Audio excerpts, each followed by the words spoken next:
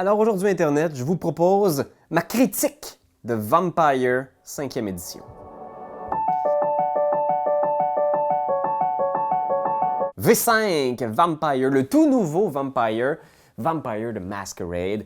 Alors moi je suis un fan de Vampire, j'ai joué beaucoup lorsque j'étais plus jeune.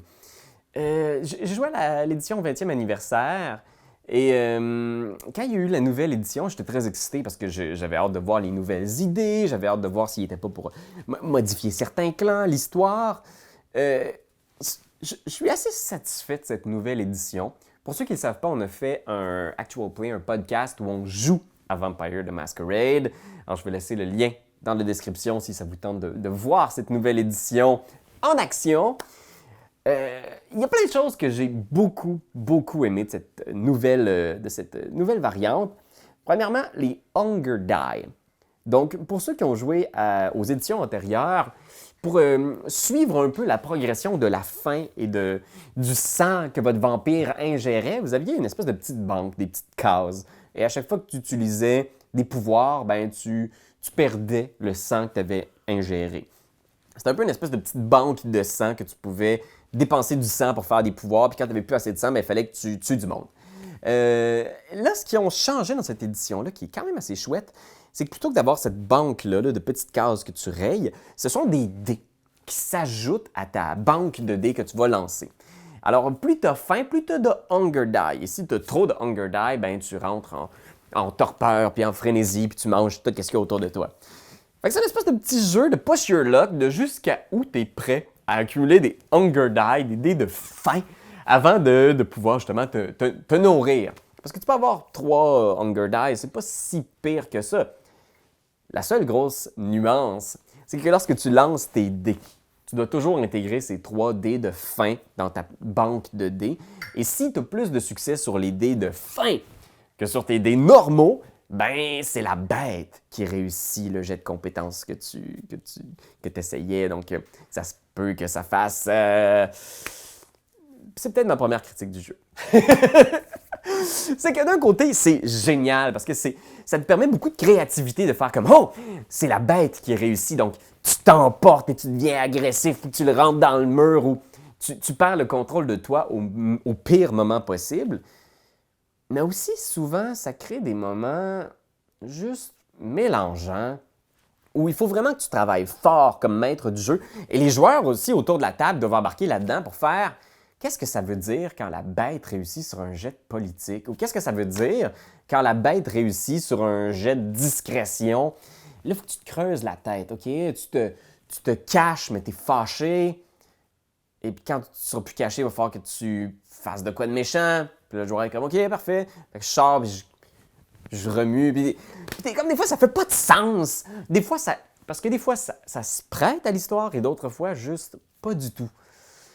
Alors, c'est une bonne idée, mais malheureusement, il y a beaucoup de moments où on doit simplement l'ignorer dans l'histoire parce qu'il n'y a juste pas de conséquences satisfaisantes qui vont changer quoi que ce soit. Donc, des fois, c'est des petits moments internes où on fait t'es un peu fâché, mais c'est souvent vide pour l'histoire, cette mécanique de dés de fin. Même si j'apprécie beaucoup l'idée. La deuxième chose que j'aime beaucoup, puis qui sauve tellement de temps, c'est que les 1 n'annulent plus les 10. Donc, quand tu brasses des dés, là, tu brasses tes dés 10, à une certaine époque, les résultats obtenus, chaque 1 annulait les 10. Puis après ça, tu comptais pour voir si tu avais des succès. Et les succès pouvaient varier selon la difficulté du test. Alors, ça rendait la lecture du résultat des dés très lourde. Tu brassais puis tu étais comme, OK, ça annule ça, ça annule ça, ça annule ça. Surtout quand tu lançais genre 10 dés, là, puis t'es comme... Là, tout est plus simple. Les 1 annulent plus les 10, tu fais juste brasser et tu vises d'obtenir des 6, si je ne me trompe pas, c'est ça le barème de résultats. Et pour savoir la difficulté du test, c'est un nombre de succès que tu dois obtenir. Fait que ça simplifie les lancers de dés. C'est vraiment, ça roule mieux. Puis je pense que c'est mon truc que j'aime le plus de cette nouvelle édition-là, c'est que c'est plus clair, c'est plus simple. La lecture des lancers de dés est beaucoup plus facile.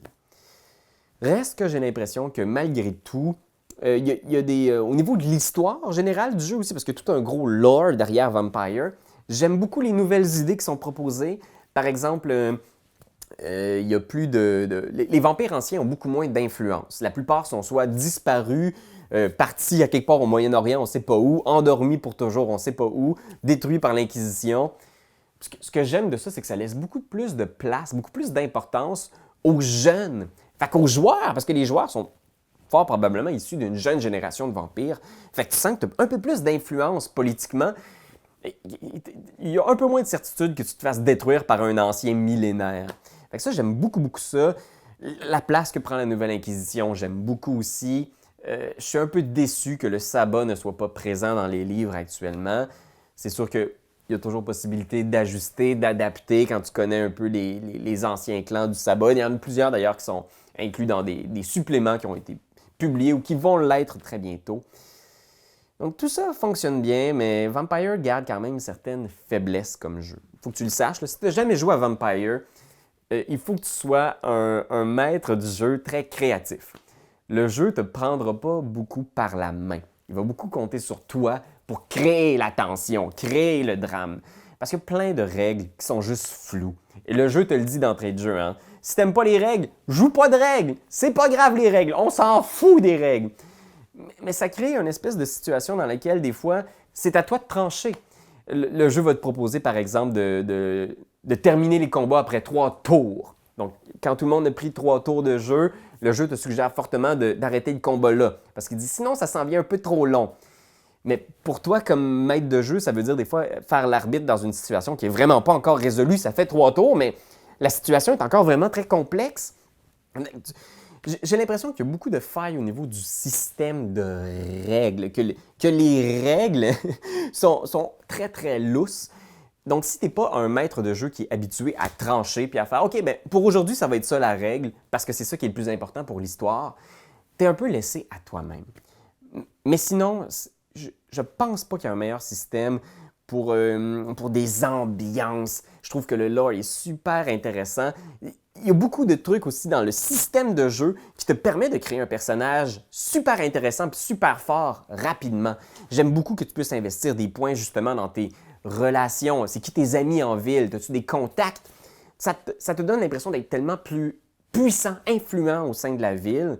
Le fait d'avoir justement des types de prédation aussi, ça crée tout un mythe autour de ton vampire. Comment il se nourrit? Est-ce qu'il va justement aller dans des clubs? Est-ce qu'il y a un culte à son service?